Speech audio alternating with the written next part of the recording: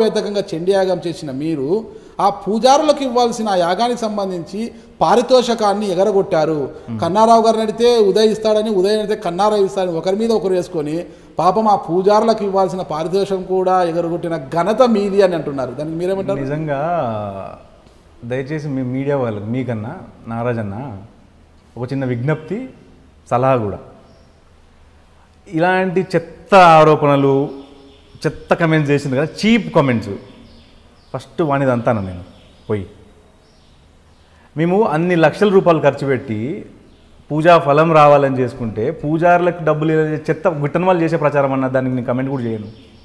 దీంతోనే మీకు అర్థమవుతుంది అనమాట. నేను భూదందాలు చేయదు, నేను చాలా మంచి వ్యక్తిని, చాలా ఉత్తముని అని మాట్లాడుతున్నాను. మీరు చెత్త కామెంట్స్ చేసిన వాడిని ఫస్ట్ కొడతానంటున్నారు చూడు, బరాబర్ అక్కడే మీరు ఎంత వివేకంతో ఉన్నారు, మీ మైండ్ సెట్ ఎలా ఉంది, మీ మెంటాలిటీ ఎలా. నేను ఒకటి చెప్తాను, మీరు అన్నారు కదా ఇప్పుడే, నేను అన్నా వాడిని కొడతా అంటున్నారు. నేను కమెంట్ ఏంటి, నేను 100% చెప్తున్నానా, నేను న్యాయంగా ధర్మంగా ఉంటా. నా వైపు న్యాయము ధర్మము ఉన్నన్ని రోజులు ఎదుటోడు ఎంత పెద్ద వ్యక్తి అని పట్టించుకుని I don't care at all, బరాబర్ కొడతా. అదే మరొక వ్యక్తిపై దాడి చేయడము నేరం అని మీకు తెలియదా? నా మీద ఇట్లా రాంగ్ ప్రాపగండా చేయడం తప్పు కాదా? చట్టాలు ఉన్నాయి కదా, చట్టాలు కాదన్నా కదా అన్నా, ఇంకో చట్టాలు అవన్నీ. అంటే ఒక మనిషి మాట్లాడితే మరొక మనిషి దాడి చేసుకుంటూ పోతే ఇక ప్రజాస్వామ్యంలో విలువేముంటుంది? మీకు చెప్పిన మీరు కొట్టండి అని చెప్తున్నా. నేను కొట్టాను, నాకు ఆవేశం లేదు. నేను ఎందుకంటే మీ మీడియా వల్ల రెప్యుటేషన్ పాడవుతుంది అని అలాంటి చెత్త కమెంట్స్ చేస్తే. ఎందుకంటే అంత గొప్ప వైభవంగా చేసినాము, అంత గొప్ప వైభవం దేనికి కాంప్రమైజ్ కాకుండా చేసినాము.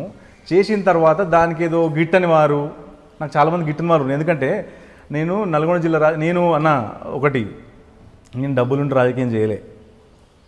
మా తాత, నేను చిన్నప్పటి నుంచి మా కుటుంబ నేపథ్యం రాజకీయం కాబట్టి చూసి పెరిగిన కాబట్టి నాకు తెలియకుండానే నాలోన రాజకీయ బీజాలు ఉండొచ్చు, నాయకత్వ లక్షణాలు ఉండొచ్చు.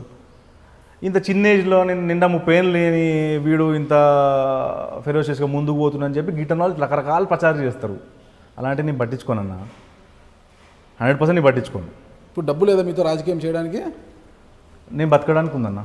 మీరు బతకడానికి ఉంది అంటే రాజకీయాలు చేయడానికి డబ్బు లేదు? లేదు, బతకడానికి మాత్రమే ఉందంటే ఏదో లక్షల్లోనో వేలల్లోనో ఏదో ఉంటుంది, మనం జీవనోపాధి జరిగిపోతుంది, బతుకుబండి అలా ముందుకు పోతుండదు అంటారు. అసలు బతకడానికే డబ్బులు ఉన్నాయి, అంతకన్నా ఎక్కువ లేదని అంటున్నా. మీరు మీ స్వగ్రామమైన మూటకొండూరులో దాదాపు 2 కోట్లు పెట్టి ఇల్లు నిర్మిస్తున్నారు కదా, చాలా పెద్ద భవంతి నిర్మిస్తున్నారు కదా. మరి ఆ డబ్బులు ఎక్కడి నుంచి వచ్చాయి? బ్యాంకులు ఉన్నాయి కదన్నా. బ్యాంక్ లోన్లు ఎక్కడి నుంచి వస్తున్నాయి? తీసుకుంటే మీకు ఏదో ఐటీ ఫైల్ ఎంత ఫైల్? మా ఫాదర్ పేరు మీద, నా పేరు మీద బ్యాంక్ అకౌంట్ లేదండి. ఓకే, బ్యాంక్ అకౌంట్ లేదా? లేదు. ఏం చదువుకున్నారు మీరు? నేను బీటెక్ ఇంజనీరింగ్ చదివినా. పూర్తి చేశారా? చేయలేదు. ఎందుకు అంటే నేను ఇంజనీరింగ్ సెకండ్ ఇయర్లో ఉన్నప్పుడు విద్యార్థి ఉద్యమ రాజకీయాలు ఉండే. అప్పుడు నేను తెలంగాణ ఎడ్యుకేషన్ బాగా ఊపందుకుండే. అప్పుడు భువనగిరి, అప్పట్లో తెలంగాణ సాయుధ పోరాటం స్టార్ట్ అయిన గడ్డ భువనగిరి గడ్డ, నాలేరు గడ్డ అని చెప్పి నేను గర్వంగా చెప్పుకుంటాను. ఆ బీజాలు స్వతహాగా మా ఏరియాలో ఉమ్మడి నల్గొండ జిల్లాల ఎస్పెషల్లీ మా ఆలేరు ప్రాంతంలో ఏ గ్రామాన యువకుని కదిలించిన ఒక మేధావి అన్న. చిన్న పిల్లగానే నువ్వు టచ్ చేసినా అనర్గళంగా రాజకీయం గురించి మాట్లాడతాడు. నాకు స్వతహాగా నేను కూడా అక్కడే పుట్టి పెరిగిన కాబట్టి నాకు కూడా రాజకీయ బీజాలు ఉన్నాయి కాబట్టి నేను భువనగిరి గడ్డ మీద ఫస్ట్ తెలంగాణ నిరాహార దీక్ష చేపట్టి నేనే. 2009 ఆ ప్రాంతంలో డిసెంబర్ 13, నాకు డేట్ కూడా. వయసు ఎంత ఇప్పుడు? నేను 30 సంవత్సరాలు ఉంటాను. 2009 అంటే అప్పుడు ఎంత? 19 సంవత్సరాలు 18 సంవత్సరాలు ఉండొచ్చు. ఆ వయసులోనే ఇక అప్పుడు కొంచెం చదువు డిస్టర్బ్ కావడం నిజమే, అది నీకు బ్యాక్లాగ్స్ ఉండిపోయినాయి రాయలేం. బీటెక్ పూర్తి చేయకపోయినా ఇంజనీరింగ్ వరకు వచ్చారు మీరు, అంత బాగా చదువుకున్నారు. చదువు గురించి దయచేసి చదువు గురించి ఇక్కడ ఎండ్ చేసేద్దాం. వద్దు, చదువుకున్నారు అంటే రాజకీయాల్లో చురుగ్గా పాల్గొంటున్నారు.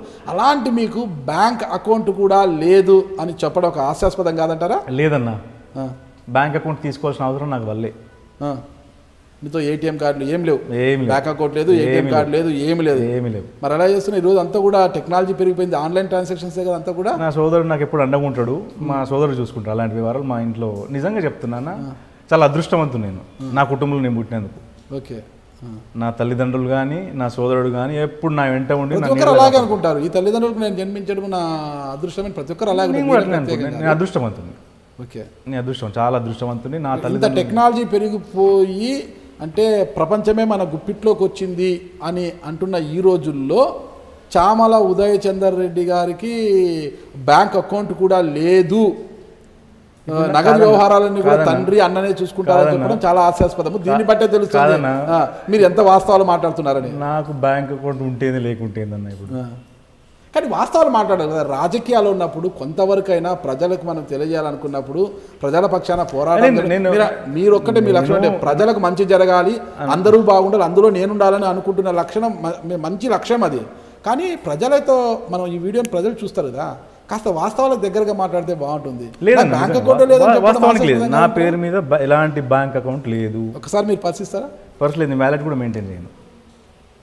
Okay okay. చాలా చిత్ర విచిత్రాలు ఉన్నాయి మీ దగ్గర, చాలా చిత్ర విచిత్రాలు ఉన్నాయి మీ దగ్గర. బ్యాంక్ అకౌంట్ లేదు, వ్యాలెట్ మెయింటైన్ చేయరు, ఏం మెయింటైన్ చేస్తారు మీరు? అమ్మాయిలు ఏమైనా మెయింటైన్ చేస్తుంటారా? లేదన్నా, అలాంటి అలవాటు లేదు. చిన్నప్పటి నుంచి నేను 18 సంవత్సరాలు ఉన్నప్పటి నుంచి కూడా నేను రాజకీయాలు అంటూ తిరిగిన. ఎవరి దగ్గరికి వస్తారన్నా రారు, తప్పదు. అదేంటది రాజకీయ నాయకుల దగ్గరికి అమ్మాయిలు రారా? అమ్మాయిలు ఇష్టపడరా? నా దగ్గరికి అయితే రాలే మరి ఎవరు. రాజకీయ నాయకులు నా దగ్గరికి అయితే ఎవరు రాలే మరి. ఎవరు రాలేదు? మీరు ఎవరైనా ఇష్టపడ్డారా? ఏం లేదన్న, అలాంటిది. అయితే స్వతహాగా నాకు ఏదో నిజంగా హానెస్ట్గా చెప్తాను. ఏదో నేను కెమెరాలు ఉన్నాయి, ఐడ్రీమ్ ఇంటర్వ్యూకి వచ్చినా అని చెప్పి చెప్పట్లేదు. నేను స్వతహాగా నాలో సేవా దృక్పథం ఉందన్న. నేను ఒక ఎగ్జాంపుల్ చెప్తా. మాకు ఒక 4 జిల్లాలకు సంబంధించి బీబీనగర్ దగ్గర నిమ్స్ అనే హాస్పిటల్ అప్పుడు స్వర్గీయ ముఖ్యమంత్రి రాజశేఖర రెడ్డి గారు శంకుస్థాపన చేసిండ్రు.